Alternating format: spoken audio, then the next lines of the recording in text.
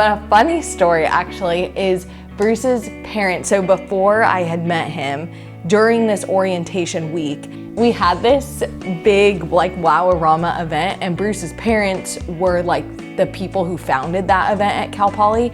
And so I distinctly remember being at Wow-A-Rama, and I didn't know Bruce. And they're doing this whole like presentation of this event, and they call this kid on stage because his parents were like the reason for this event and all this stuff. And I just remember thinking, I'm like, what a like teacher's pet, like type of kid, and like whatever. But anyways, come to find out that kid that got called on stage was Bruce. So that was actually my first memory of him, was him being called on stage at Wow-A-Rama, and I didn't know him yet. Initial impression of Taylor would probably be her bubbly, like shining personality that, you know, really, it's exciting and it's something you want to be around. And I think that's stayed ever since, which is really cool. My worst habit did Bruce answer this question? Either that I snore and grind my teeth, so I'm a very loud sleeper. She grinds her teeth in her sleep, and it definitely keeps me awake a lot. I'm Ed, and I am Bruce's father. I'm Lisa. I'm Bruce's mom. Hi, my name is Linda, and I'm Taylor's mother. And hello, I'm Rick, and I'm Taylor's father. I'm Stephanie, and I'm Bruce's sister. I'm Jack, and I'm Bruce's brother. I'm Jake Karst. I'm Taylor's little brother. And I'm Bailey. I'm Taylor's sister. I'm Jenna. I'm one of Taylor's friends from Cal Poly. Hi, my name is Zach. I'm one of Bruce's best friends from high school. I'm Amanda, and I know Taylor because she was my freshman year college roommate. Oh, Bruce as a child, he was playful. He would always know how to push your buttons, though.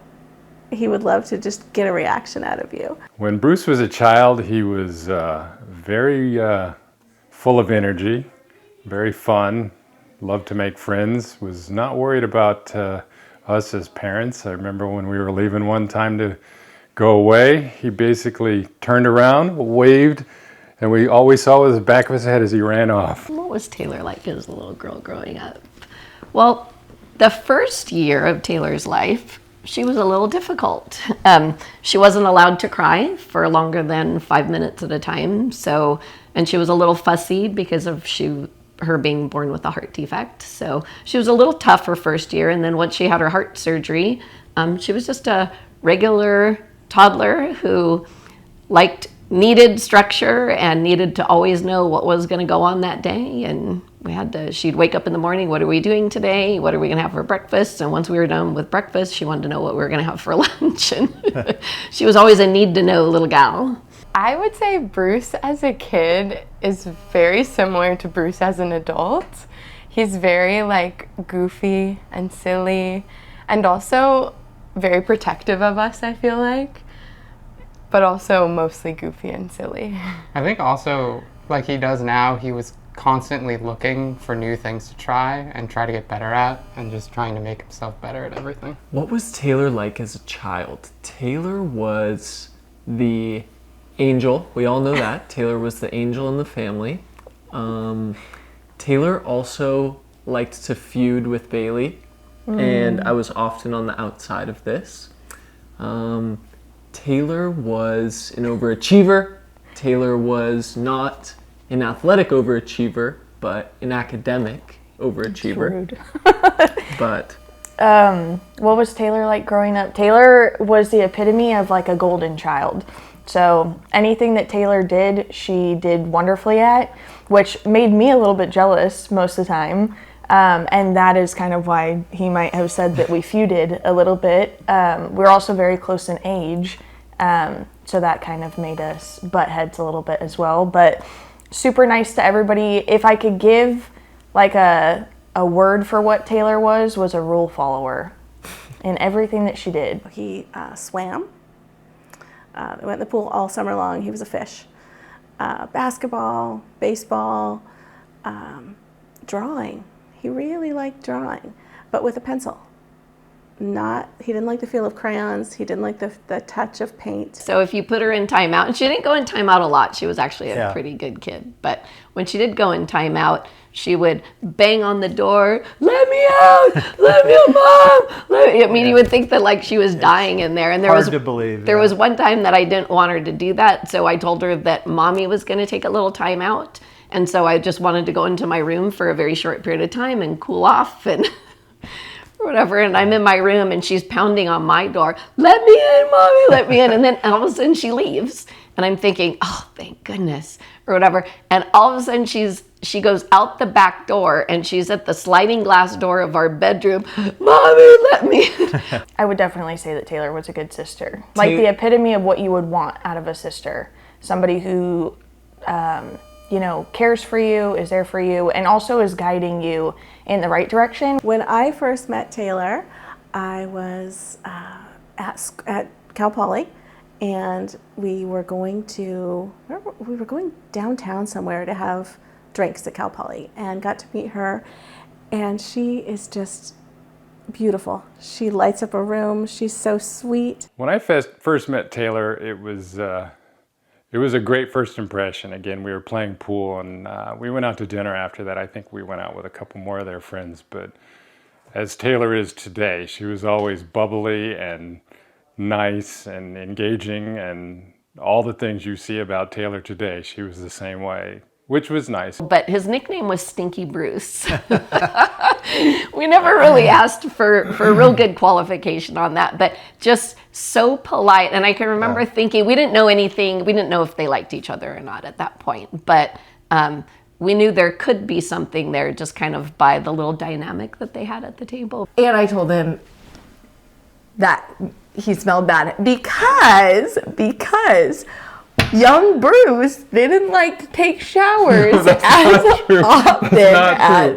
In 4th grade hygiene class, they said put a quarter-size body wash. You put a quarter-size body wash in your hand, and that's what you use to wash your body. When I got older, it got harder to spread that amongst the whole body. I didn't know you scale it. So, but I found out and I learned. Now I do a quarter, and it's for the top half, and a quarter, and it's for the bottom half. The first time my parents met him, they called him Stinky Bruce because I told them to call him on the phone every time you'd call him. I'm like, "I'm with Stinky Bruce." So now I use 50 cents to wash. Yes, we're proud. He's made a lot of upgrades. So about 15 years I've known Bruce. It's been great having him as a best friend. I tell him all the time that I appreciate him, even though we may not text all the time. He's always there, which is great because he is an amazing person. Some of my best memories are at the Michener house because, you know, we got to hang out together. I used to spend all my summers over at Bruce's house, and it really created a family between myself and all of his siblings. One word for Bruce would be, well, it's a hyphenated word, pump up. Because he will just make you, like, he's the biggest cheerleader, and like if you're in a bad mood or anything, he's just like the biggest cheerleader, will make you so happy and is the life of every party. So my first impression of Bruce was very sweet and kind, but also very nerdy.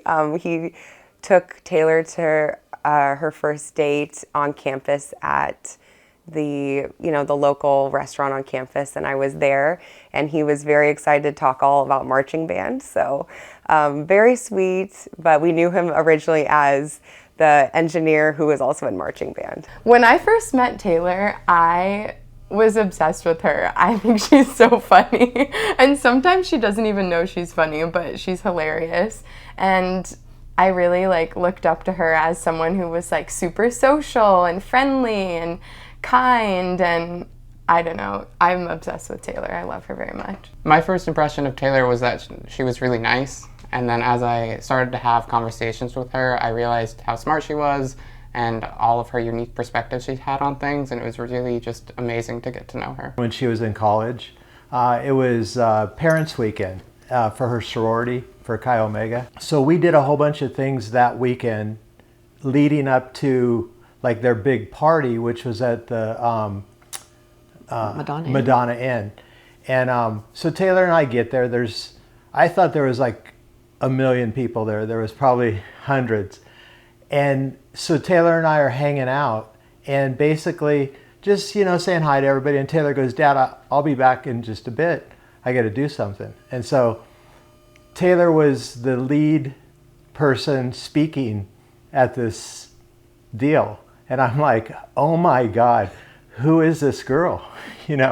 So I think like of all the worries that we had, Taylor going away to college, she just proved that she was growing up. I think Taylor's best characteristic is her heart, and she wants to make everyone feel special and heard. Taylor's worst quality is responding to text messages. I would describe Bruce in one word by saying he is super loyal. One of Bruce's worst qualities is his ability to be so overly confident that he believes it will happen no matter what. When he puts one sock on and walks around with one sock. That drives me nuts. Just put 2 socks on. One word to describe Bruce. Vivacious. I think Bruce's best characteristic is his desire for adventure. He's always pushing us to do new things, and like if we ever have like a small desire to do something, he's pushing us to do it, and he's taking on every challenge that he possibly can, and I really admire that about him. One word I would describe Taylor as is zesty. She has this fire and zest for life that's contagious to all those around her. Early on, I saw the spark, like I said earlier, at the pool table the first time I met her. Again, that I didn't know then that they would be getting married, but as time went on at Cal Poly, the more times I visited, it started to become obvious. Probably about a year into them dating. We knew that they were, of course, dating by that point. We knew they really liked each other. But when I knew that it was really something was when Taylor had to go in and have her second heart surgery. And she went in, and the day after the surgery, of course, she's got she's just a mess of tubes and all. So him and I went to the cafeteria real quick, and Bruce had come down to spend some time with her, and he was there. So he stayed in the room with her. And we went and got something, and as we came back, you could kind of see through the glass. You could see into the room, and Taylor was sitting up in a chair, and Bruce was sitting in front of her, in between her legs, and he was spoon feeding her Jell-O. He was so gentle, she's a mess. There's beeping machines everywhere, and just very patiently, he was feeding her some of her first food after the surgery. And I thought, he's a keeper. Don't screw this up, Taylor. Don't screw it up. Watching him walk through her, that whole thing with her, and then take care of her, and her, I think being her sister, watching her be able to have this level of comfort around someone, for me, that's when I kind of knew, I had faith that they would end up together. And the whole time he had known me, that had always been a thing. And it's really interesting because it hadn't always been that big of a thing, if that kind of makes sense. And so anyways, so when the time leading up to the surgery happened, he was so fantastic. And even the whole year leading up to it, he was so assuring and so understanding for something that I knew he didn't understand, but he was trying his best to understand and be so empathetic. So then when I had my first surgery that summer, he came down for the surgery and was so kind and was helping my parents with my brother and sister. So it's definitely a hard, day. Waiting by the phone, hoping that the good news comes in.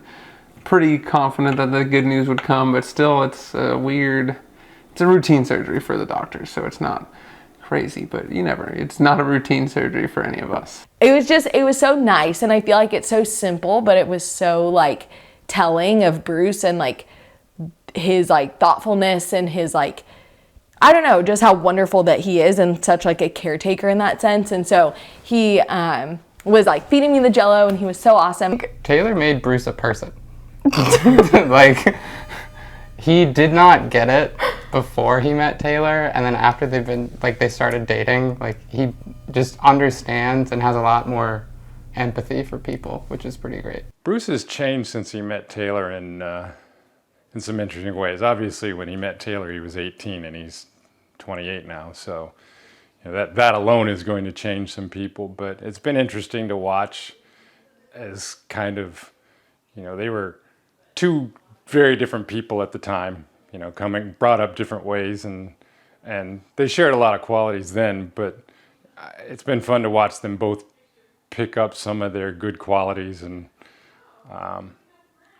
just kind of grow together in interesting ways, as they learn more about growing up in life and that sort of thing. The only thing I would have to say about that is I think they're both very similar in in a lot of ways. And I would say this, not with all due respect, they both were a little geeky. And we actually love that, because, you get your daughter where meets some, guy who's the star of the football team and thinks he's all of that. That was not Bruce. Yeah. So. They're like soulmates. Good stuff. Yeah. I think Taylor has changed so much for the better since meeting Bruce. I can hug her now because, he has taught her physical touch, which is great. And she's always had an adventurous spirit, but I think just them going along together with anything they do, any adventure. Taylor has changed me in many ways. Definitely more confidence. She's helped me grow towards my goals, and she's probably the most supportive person I know, which helps no matter what I'm trying to do. I think Bruce and I both approach things from a pretty lighthearted and positive standpoint. It's kind of hard to bring either one of us down. We both just we like it and we like the upbeat, and I feel like that's where we can complement each other. If they were going to make a movie about Bruce and Taylor, I'd say Ben Affleck would play Bruce, and I'd have to say Taylor Swift would play Taylor, just because they share a name and they've got the same kind of hair. I would say Eddie Redmayne would play Bruce. Taylor would probably like Taylor Swift. I could see Chris Evans, because he's charming and nice. Yeah, Chris funny. Evans would maybe play Bruce. I think Channing Tatum would play Bruce. I think that confident mentality. I think if they were going to be in a rom-com, Taylor would probably want Taylor Swift. I think the time where I knew Taylor and Bruce were endgame was when Bruce would continuously make these paper roses for her and just leave them as I'm thinking of you, or I hope you have a good day in class. These little reminders of his love throughout the day, especially when they're both so involved on campus. It was probably something that we were in town for school, but got to meet her parents, and her mom sat across from me and was like, okay. And it was kind of I think this might be it. There was something about them that just worked. And I think part of it is that they're super supportive of each other all the time. They support all of their little side ventures and different things that they do.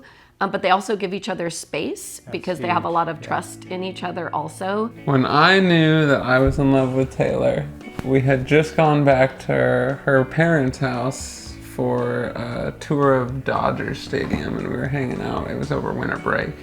And I knew that, the environment that her family is, and her as a person, and her bubbly energy at home and at school, she didn't change when she was at school. She was who she was all the time, and that did it. What about you? Mine is probably similar, actually, and I feel like it was after that time, but same realm of time. But it was after he had come for that Dodger Stadium tour down over winter break in early 2014. And it was the same thing. And to me, my family is so important. And so knowing that, similarly actually to what he said, but watching him interact with my family and with my siblings and my parents and Brownie, it was... Brownie. It was just important to me that was something that worked and flowed, and he was joking around with them and they loved him and he loved them, and it was just it was so natural. And so similarly, seeing him at school, but then also seeing him in the real world context, I guess you could say. I love that Taylor and I have grown so many different times already and changed into completely different people, and we still make the choice to stay in love with each other, and I think that's really special.